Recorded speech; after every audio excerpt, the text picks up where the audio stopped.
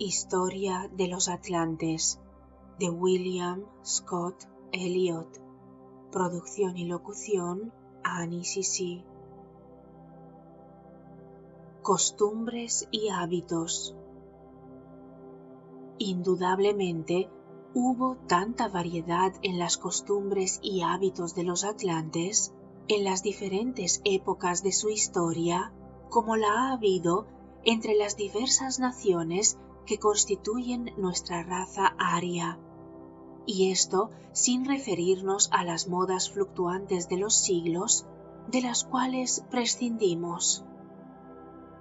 Las observaciones que siguen tratarán solamente de las características principales que diferenciaban sus costumbres de las nuestras, y estas características las tomaremos en cuanto sea posible de la gran era tolteca. Ya hemos hablado de los experimentos hechos por los turanios respecto al matrimonio y a las relaciones de los sexos. La poligamia prevaleció en diferentes épocas, en todas las subrazas, pero en los días de los toltecas, aunque la ley permitía 2 esposas, gran número de hombres solo tenían una. Tampoco eran las mujeres consideradas, según sucede actualmente en los países en donde se sostiene la poligamia, como inferiores al hombre, ni estaban esclavizadas en lo más mínimo, sino que su posición era completamente igual a la del hombre, al paso que las aptitudes que muchas de ellas desplegaban en la adquisición del poder del vril las hacía en absoluto iguales, sino superiores al otro sexo. Esta igualdad era reconocida desde la infancia, y en las escuelas o colegios no había separación de sexos. Niños y niñas aprendían juntos. Era también regla general, y no una excepción, que reinara la más completa armonía en las familias dobles, y las madres enseñaban a sus hijos a amar igualmente a las esposas de su padre. Tampoco estaba prohibido a las mujeres tomar parte en el gobierno. Algunas veces tenían asiento en los consejos, y en ocasiones eran elegidas por el adepto emperador para representarle en las diversas provincias como soberanos locales. Los utensilios de escribir de los atlantes consistían en delgadas hojas de metal, en cuya superficie blanca y pulida como la porcelana escribían las palabras. También sabían reproducir lo escrito, colocando sobre la hoja otra plancha delgada, humedecida previamente con un líquido especial. El texto copiado en la segunda plancha podía reproducirse cuando se quería en otras hojas, y uniendo éstas en gran número constituían un libro. Una de las costumbres que se apartaban considerablemente de las nuestras era la referente a la alimentación. Es un asunto nada agradable, pero que no debemos pasar por alto. Generalmente rechazaban la carne de los animales, pero devoraban aquellas partes que nosotros desechamos como alimento. También bebían la sangre, muchas veces caliente, de los animales, y confeccionaban con ella diversos platos.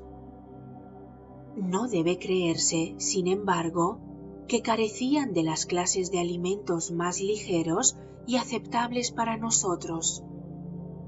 Los mares y los ríos les proporcionaban pescados cuya carne comían, aunque muchas veces en tal estado de descomposición que para nosotros sería de lo más repugnante. Cultivaban en grande escala diferentes granos, con los que hacían pan y bollos. También tenían leche, frutas y legumbres. Verdad es que una pequeña parte de los habitantes no adoptó jamás aquellas repugnantes costumbres. Entre ellos se hallaban los reyes y emperadores adeptos y los sacerdotes iniciados de todo el imperio, cuyos hábitos respecto de la comida eran por completo vegetarianos.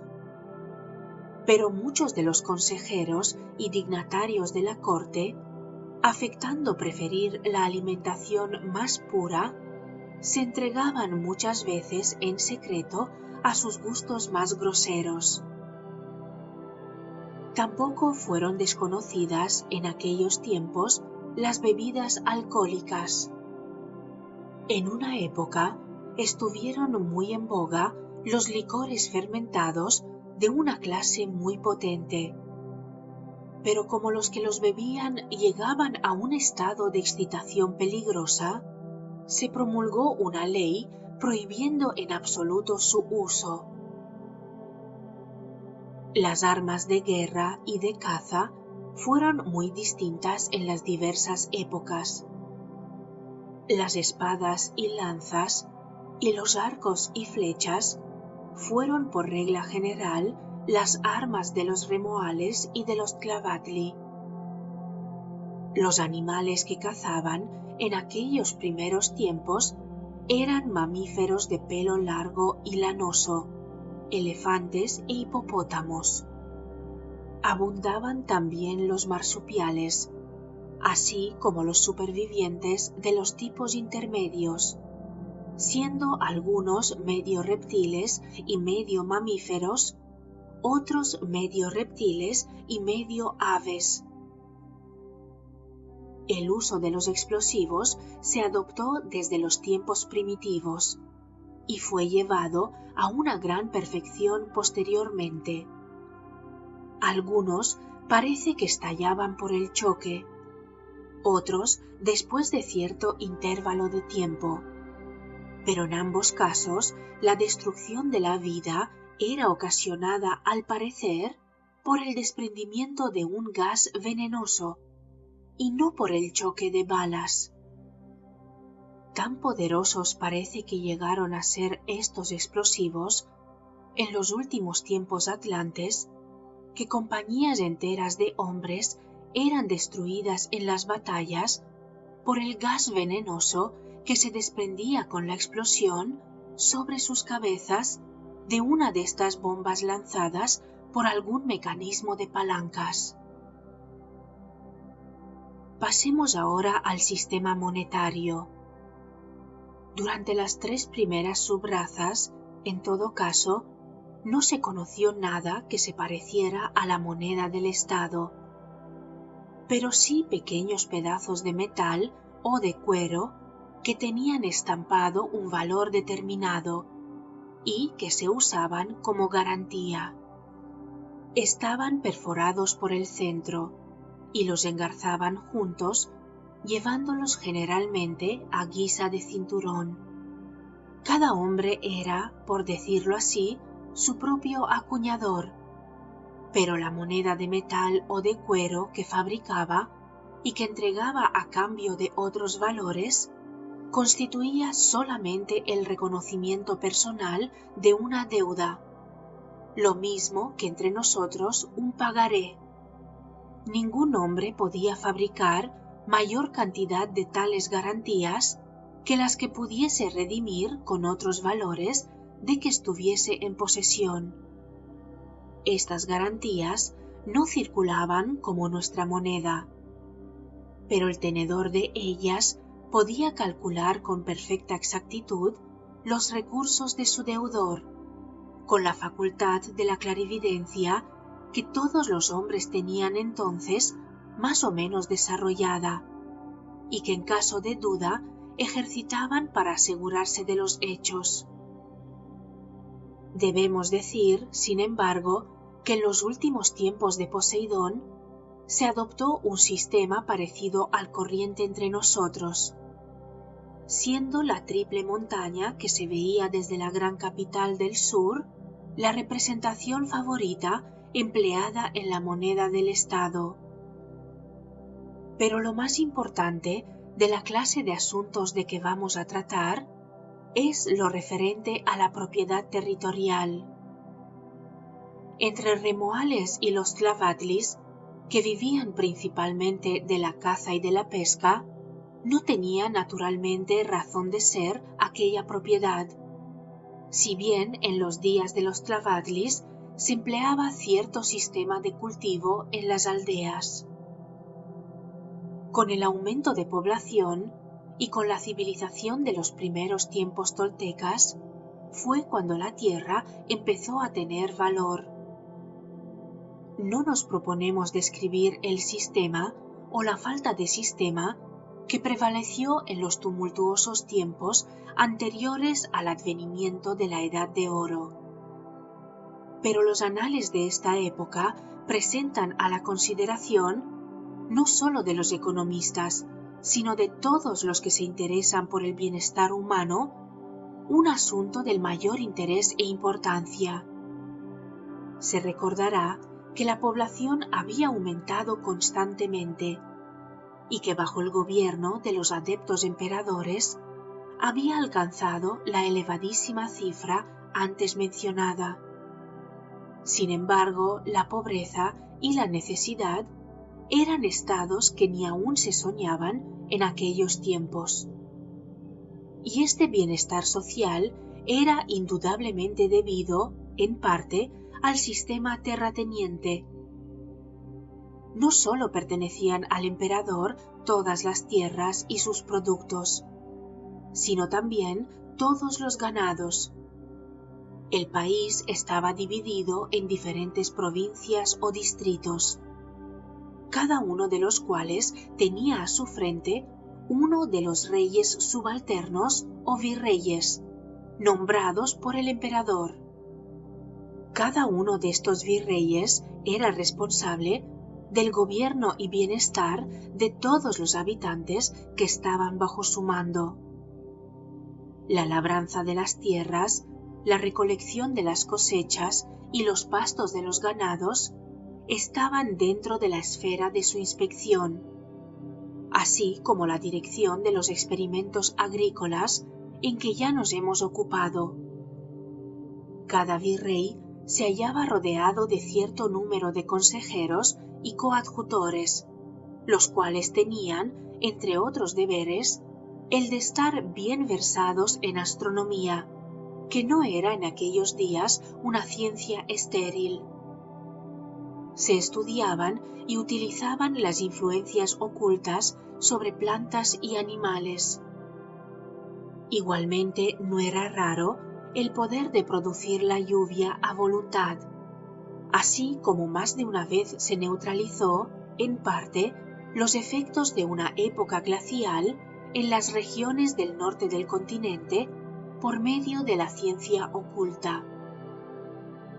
Se calculaba con exactitud el día preciso en que debían principiar las operaciones de la agricultura, y esto lo verificaban los funcionarios que tenían por obligación inspeccionar todos los detalles.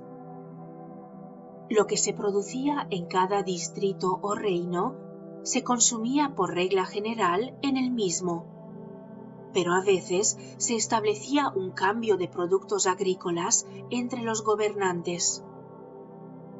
Después de apartar una pequeña porción para el emperador y el gobierno central de la ciudad de Oro, todo el producto restante del distrito o reino se distribuía entre sus habitantes, recibiendo naturalmente el virrey local y sus funcionarios las participaciones mayores, al paso que el último de los trabajadores agrícolas obtenía lo suficiente para asegurar su bienestar. Todo aumento en la producción de la tierra o en el rendimiento de la riqueza mineral era dividido proporcionalmente entre los interesados, por lo que todos tenían interés en hacer que el resultado de sus trabajos combinados fuese lo más lucrativo posible. Este sistema funcionó admirablemente durante un larguísimo periodo, pero a medida que pasó el tiempo, sobrevinieron el descuido y el lucro personal.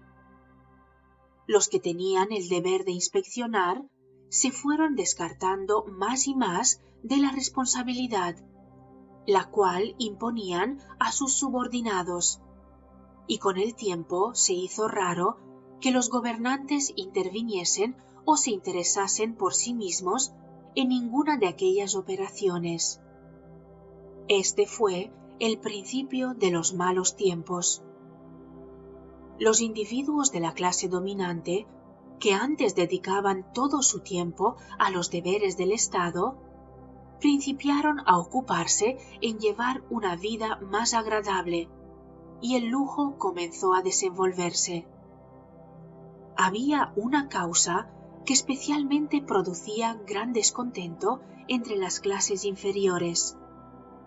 Ya hemos mencionado el sistema bajo el cual se educaba en las escuelas técnicas a la juventud de la nación. Ahora bien, un individuo de la clase superior, cuyas facultades psíquicas habían sido debidamente cultivadas, estaba encargado de la selección de los niños, de manera que cada uno de estos recibiese la educación y se le destinase a la ocupación más adecuada a su naturaleza. Pero, cuando los que poseían la visión clarividente, único medio por el cual era posible hacer semejante selección, delegaron sus deberes en subalternos que carecían de tales facultades psíquicas, el resultado fue que muchas veces los niños eran lanzados por sendas contrarias, y aquellos cuyas aptitudes e inclinaciones se dirigían en determinado sentido, se encontraban sujetos a menudo por toda su vida a una ocupación contraria a sus gustos, y en la que, por tanto, rara vez adelantaban.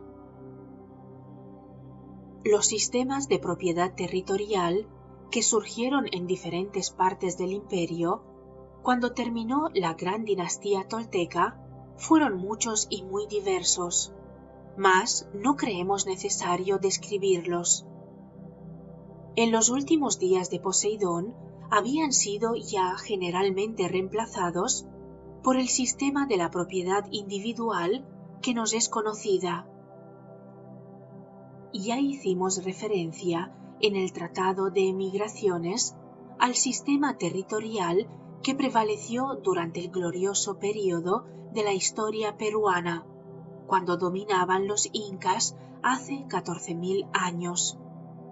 Será interesante un corto resumen de él, porque muestra su origen, así como da ejemplo de las variaciones que se introdujeron en este sistema, algún tanto más complicado.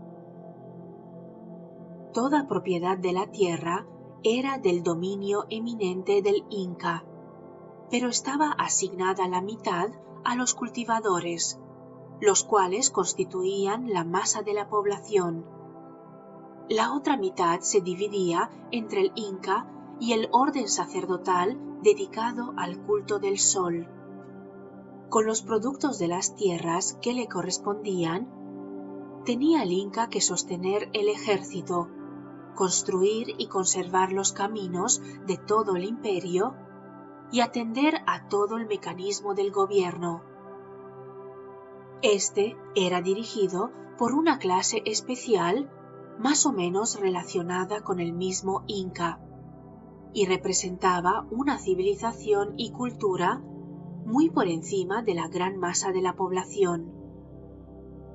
De la cuarta parte restante, las tierras del sol, no sólo se mantenían los sacerdotes a cuyo cargo estaba el culto público, sino que también servía para proveer a la educación del pueblo en escuelas y colegios, para socorrer a todas las personas enfermas o inútiles y, finalmente, para el mantenimiento de todos los habitantes. salvo los de la clase gobernante, para la cual no había cesación de trabajo, que llegaban a los 45 años de edad en que debían terminar las tareas rudas y principiar la vida de descanso y bienestar.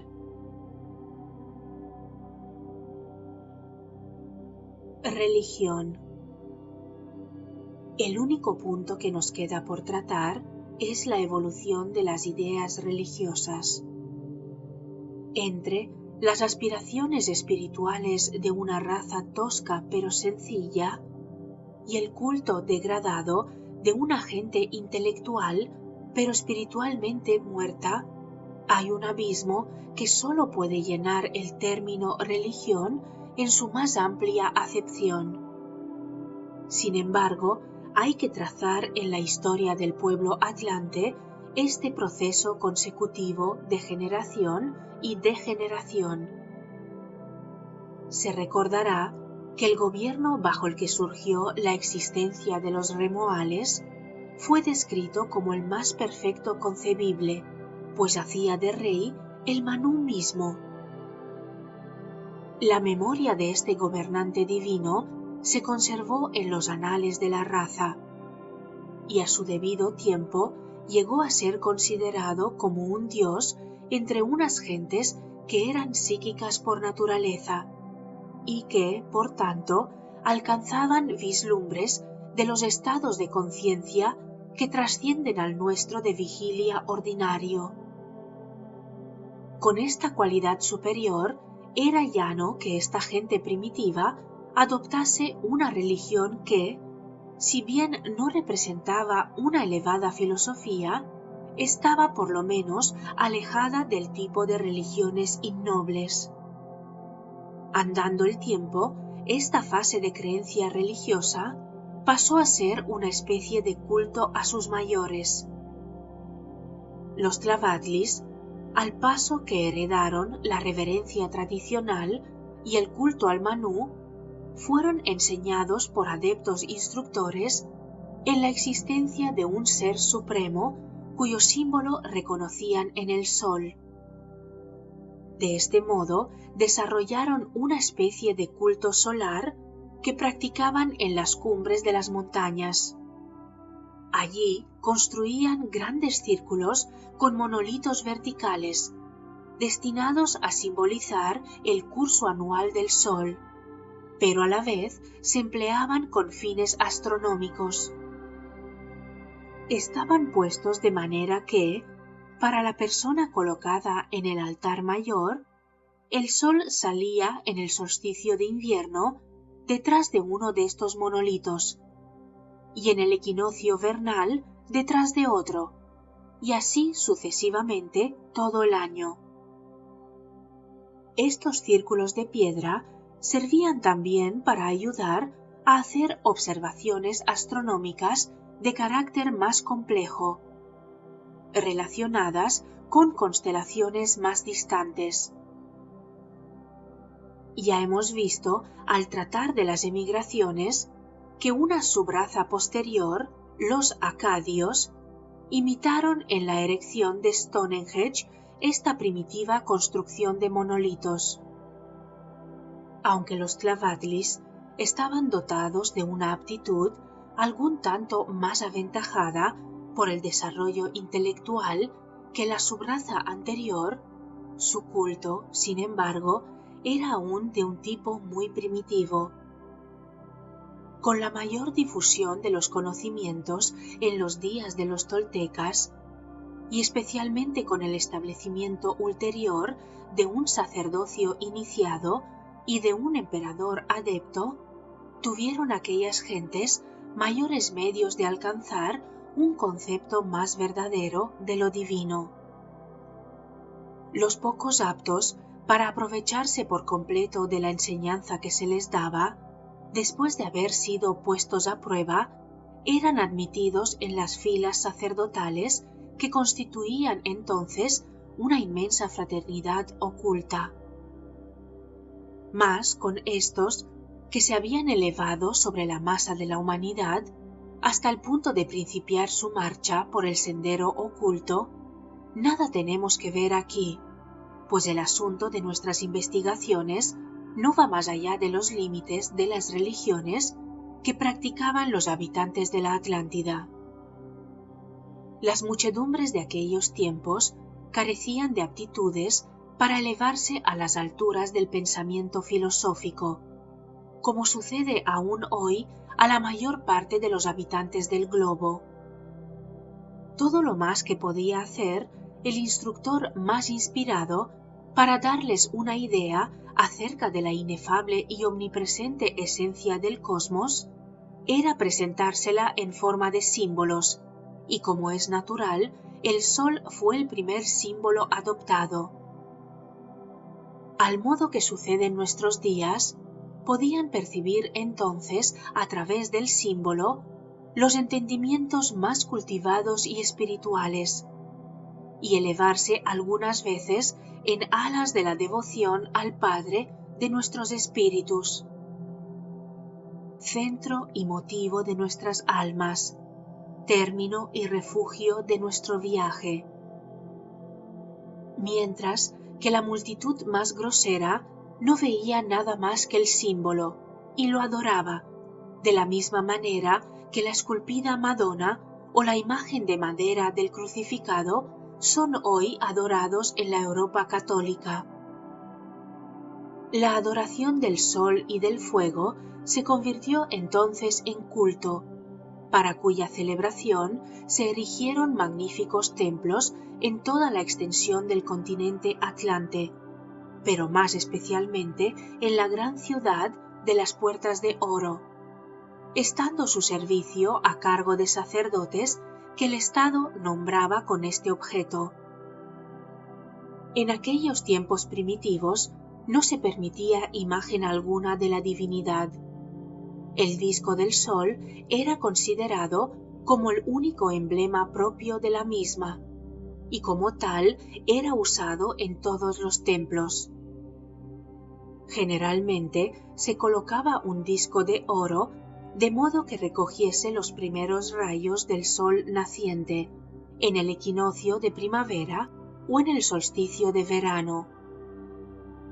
Un ejemplar interesante de la supervivencia casi pura de este culto del disco del sol podría presentarse en las ceremonias de Shinto en el Japón. Toda otra representación de la deidad es considerada en esta creencia como impía, y hasta el espejo circular de metal pulimentado se hallaba oculto a la vista del vulgo, excepto en las ceremonias. Sin embargo, al revés de las vistosas decoraciones de los atlantes, los templos de Shinto se caracterizan por la completa ausencia de decorado, pues carecen sus exquisitas obras de madera de todo grabado, pintura o barniz. Pero no siempre fue el disco del sol el único emblema permitido de la divinidad. La imagen del hombre, el hombre arquetipo, fue en días posteriores colocada en los altares y adorada como la representación más elevada de lo divino. En cierto modo, pudiera esto considerarse como una reversión al culto remoal del Manú.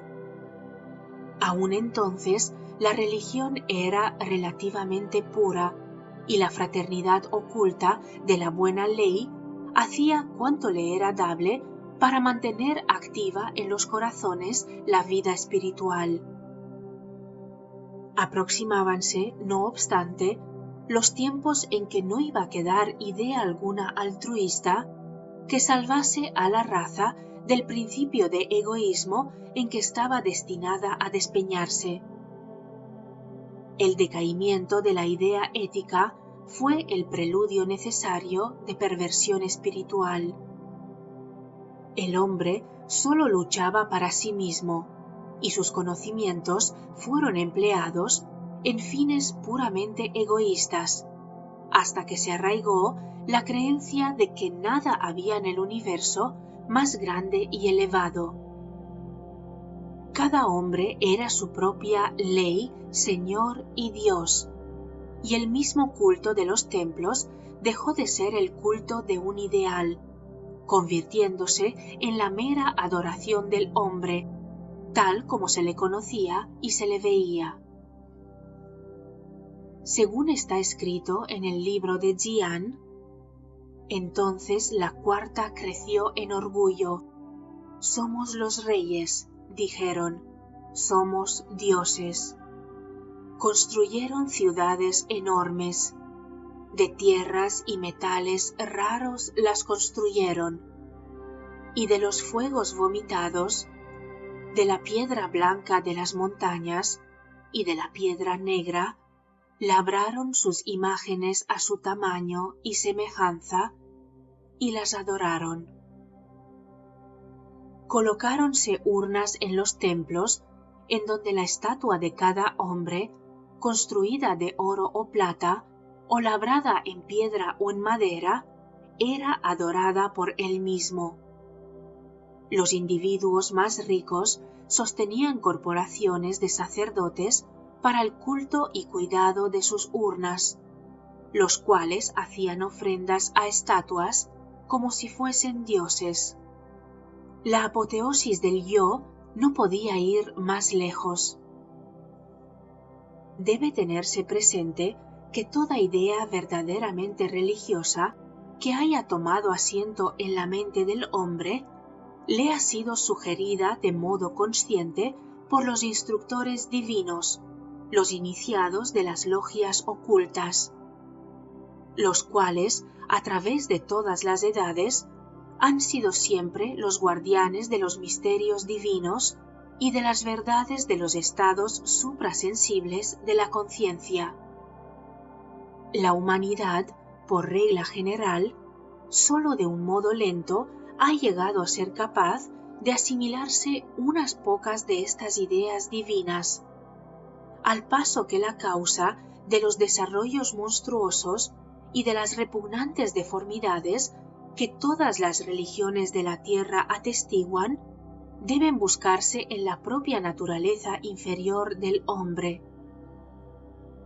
En verdad, parece que no siempre se le ha podido confiar el conocimiento de los meros símbolos, bajo los cuales se hallaba velada la luz de la divinidad, aunque en los días de la supremacía turania algunos de estos conocimientos fueron indebidamente divulgados.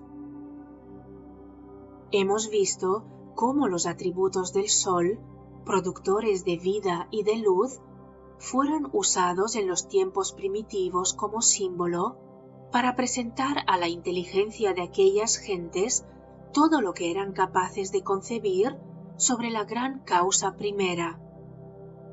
Pero entre las filas del sacerdocio se conocían y guardaban otros símbolos de significación mucho más profunda y real. Uno de estos era el concepto de una Trinidad en la unidad. Las Trinidades de la más sagrada significación no eran jamás divulgadas, pero la Trinidad que personificaba a los poderes cósmicos del universo, como creador, conservador y destructor, se hizo pública de un modo irregular en los tiempos turanios. Esta idea fue aún más materializada y degenerada por los semitas, que la convirtieron en una trinidad antropomórfica, formada por Padre, Madre e Hijo. De otro desarrollo más terrible de los tiempos turanios debemos dar cuenta.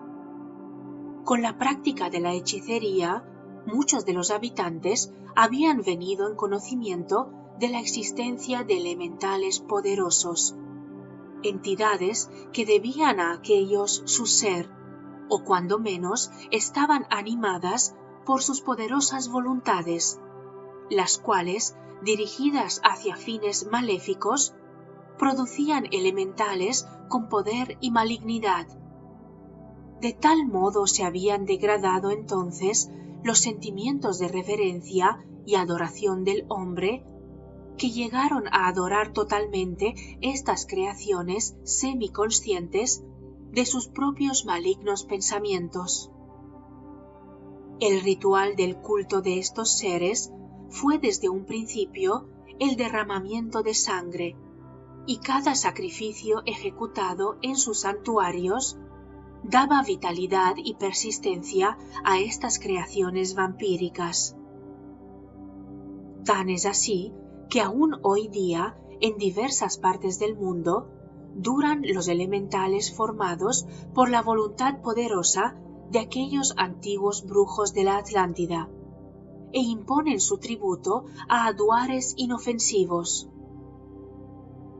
Aunque los brutales turanios inauguraron y practicaron en grande escala estos sangrientos ritos, no parece, sin embargo, que llegase el contagio a otras subrazas, aunque los sacrificios humanos no dejaron de ser comunes entre algunas tribus semitas.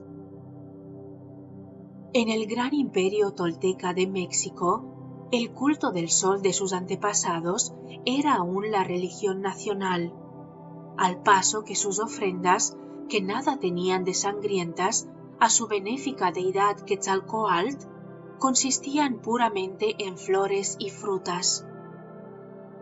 Solo con la irrupción de los salvajes aztecas fue reemplazado el inofensivo ritual mexicano por la sangre de los sacrificios humanos, que empapaba los altares de su dios de la guerra, Huitzilopochtli.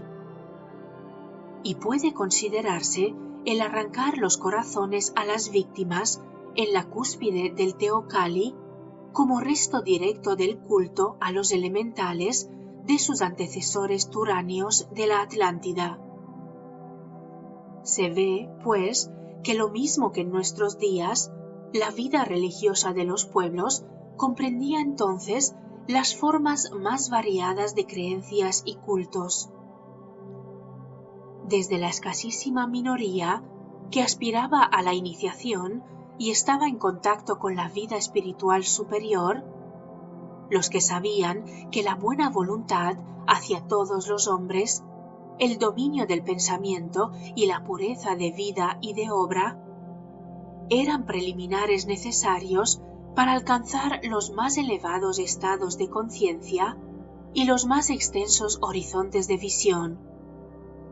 Había innumerables maneras de cultos, más o menos ciegos, de los poderes cósmicos o de dioses antropomórficos, hasta llegar al ritual más degradado y también más extendido de la adoración de sus propias imágenes y a las ceremonias cruentas del culto a los elementales.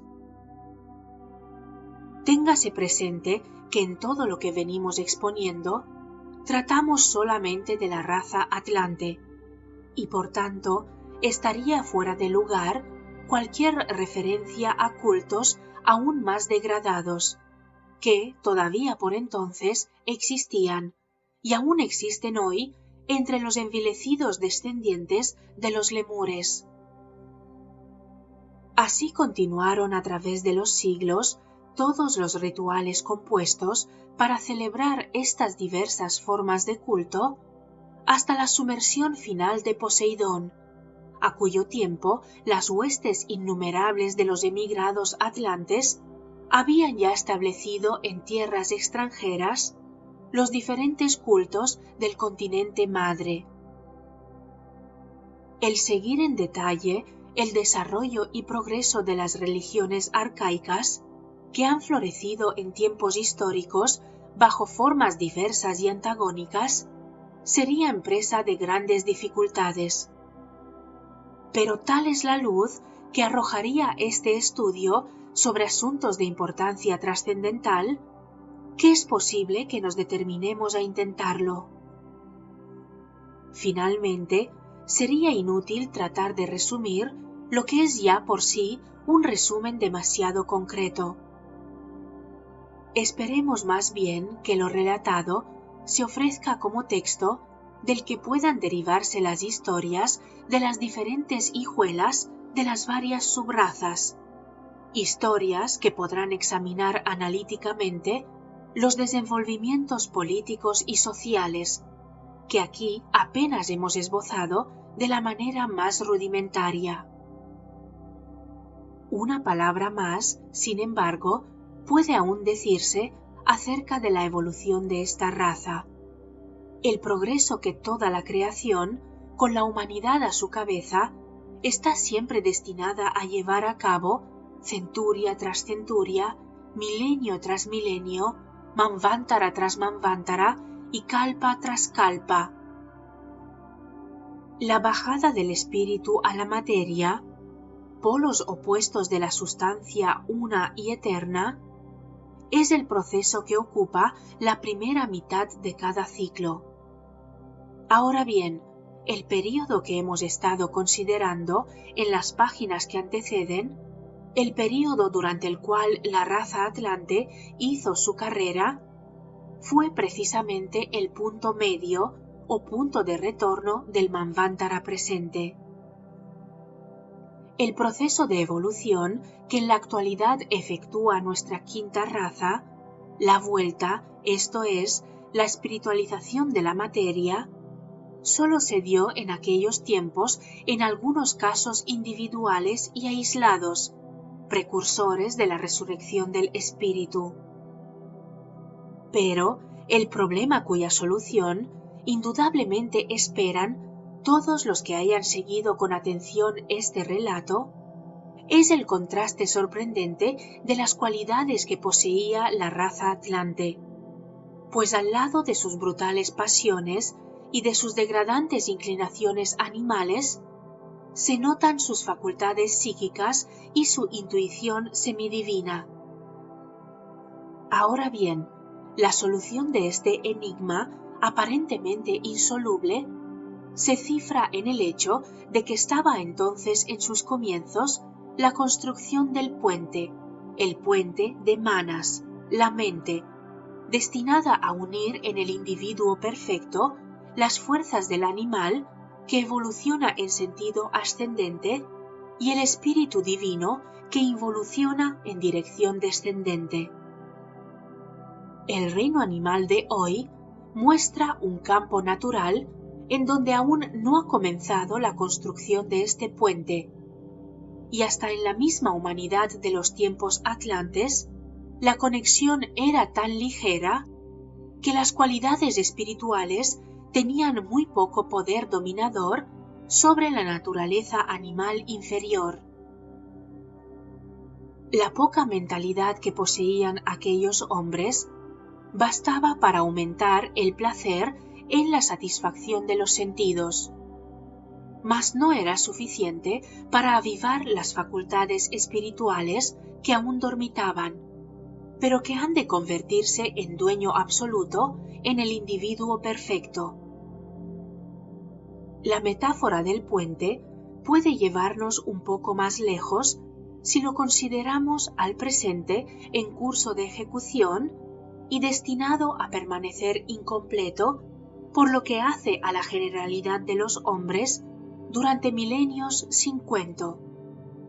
En una palabra, hasta que la humanidad haya recorrido otra vez el círculo de los 7 planetas y la gran ronda quinta esté a la mitad de su carrera.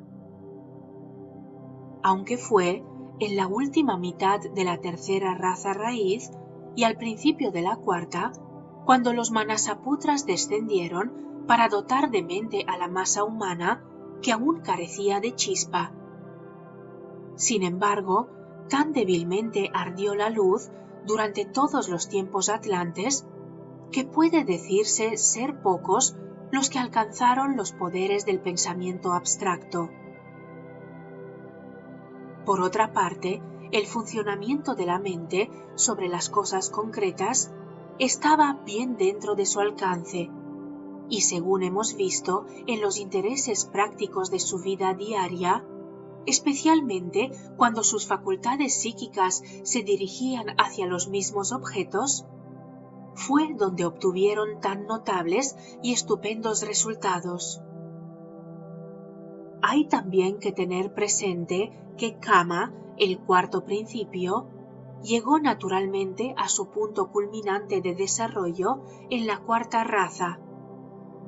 Esto explica la profundidad de la grosería animal a que descendieron, al paso que la aproximación del ciclo a su nadir acentuaba inevitablemente este movimiento de descenso. De modo que poco debe sorprender la pérdida gradual que experimentó la raza de sus facultades psíquicas y su caída en el egoísmo y el materialismo. Más bien, debiera esto considerarse como parte del gran proceso cíclico sometido a la eterna ley. Todos hemos pasado por aquellos malos días, y las experiencias que entonces acumulamos han servido para construir el carácter que hoy poseemos. Pero un sol más esplendente que el que alumbró la senda de nuestros antepasados atlantes brilla hoy para la raza aria. Menos dominados por las propensiones de los sentidos, más abiertos a la influencia de la mente, los hombres de nuestra raza han alcanzado y están alcanzando un conocimiento más firme, a la vez que mayor desarrollo intelectual. Este arco ascendente del gran ciclo manvántrico llevará, naturalmente, un número cada vez mayor de seres hacia la entrada del sendero oculto y prestará más y más atracciones a las oportunidades trascendentales que ofrece para la constante fortaleza y purificación del carácter.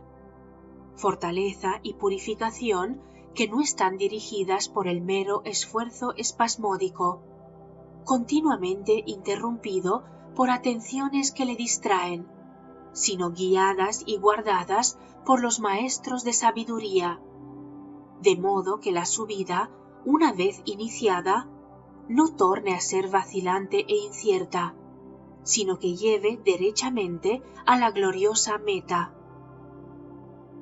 También las facultades psíquicas y la intuición casi divina, perdidas algún tiempo, pero legítima herencia de la raza, solo esperan el impulso individual del que regresa, para dar al carácter una fuerza de penetración más profunda y poderes más trascendentales. De este modo, se irán haciendo cada vez más nutridas las filas de los adeptos instructores, los maestros de sabiduría. Y aún entre nosotros hoy día debe haber seguramente algunos, no distinguibles, salvo por el entusiasmo perseverante de que están animados, los cuales, antes de que la próxima raza raíz surja sobre el planeta, llegarán a su vez a ser maestros de sabiduría, para ayudar a aquella en su progresión ascendente. Fin. Te agradezco enormemente que hayas escuchado este audiolibro. Si estás aquí y ahora, es porque te ha aportado algo muy valioso para tu camino. Por favor, en reciprocidad, dale like, comenta, suscríbete al canal y comparte este vídeo. De esta forma, este conocimiento llegará a mucha más gente. Gracias, gracias, gracias. Soy Annie Sisi. Hasta el siguiente vídeo.